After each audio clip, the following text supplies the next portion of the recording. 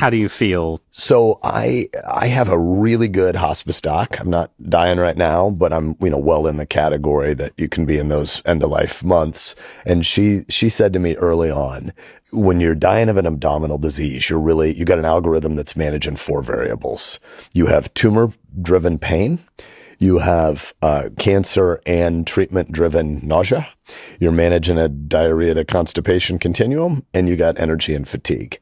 So I was in a ton of pain early on because I had some pancreatic tumors that were essentially pushing on my spinal column. And I was on 55 milligrams of morphine as soon as diagnosed, and that's, you're high as a kite. And we drove down my pain a lot. But since then, the drug has shrunk the tumors so much that I was willing to dial back up a little bit of pain to get a little bit of energy back and to be able to have a little more control of my nausea, etc. So I'm down to only about 30 milligrams a day of morphine. And I'd say my pain is, 80% reduced from where I started. So I manage nausea a lot. There's strong waves of desire to puke. And when my face isn't bleeding, I'm actually pretty good with the puking. I mean, I don't like it, but you can throw up and you're through it. So anyway, enough whining. But that's so so the pain, let's say 0 to 10 scale right now, sitting here talking to me. Oh, it's not bad. It's 4. not bad. Okay. Yeah. Okay. But it was up at like 8. Yeah.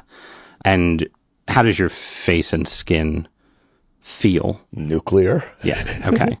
Like when you burning, bubbling. Yeah. I was I'm in a pharmacy every day, right? Like I'm keeping a lot of that industry employed right now.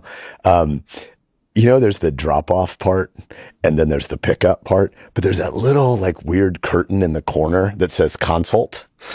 I always figured that was just a place to talk about STDs. Like I didn't know what it was, but I just figured they called you over there if there was like some section, an unusual wart. Exactly. Yeah. There's something growing here that I don't know how to make sense of. I had a pharmacist call me over there the other day and she pulls the curtain. I don't know what's going on. I'm like, do I got another problem I don't even know about? And she leans in and she said, did they do something electrical to you? I don't even know what that is, but either acid or electric shocks produce a face that looks this hideous. Well, you told her that you'd gotten on the wrong side of like 6 different mafias, exactly. And they'd all taken turns. I said, listen, I was at the local Walmart, and they're going to have to get a handle on all those kids with the bowls of acid running around in the aisles. I'm a victim. So the tumors are smaller right now. Crazy smaller. My tumors this week are down 76% from December 29th. Tumor volume in my torso is down 76%. So if they can knock tumor volume down 76%, why can't they keep you alive for 20 years? Great question. And I have to keep answering this one from my mama. Yeah, no, I can imagine that some people closer to you than I am had that question.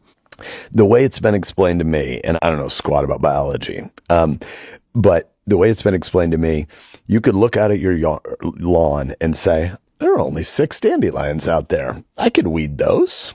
And they say, yes, but look at your neighbors to the north and to the south. Both of their yards are chock full of dandelions. 2 or 3 or 4 mornings from now, that's your yard.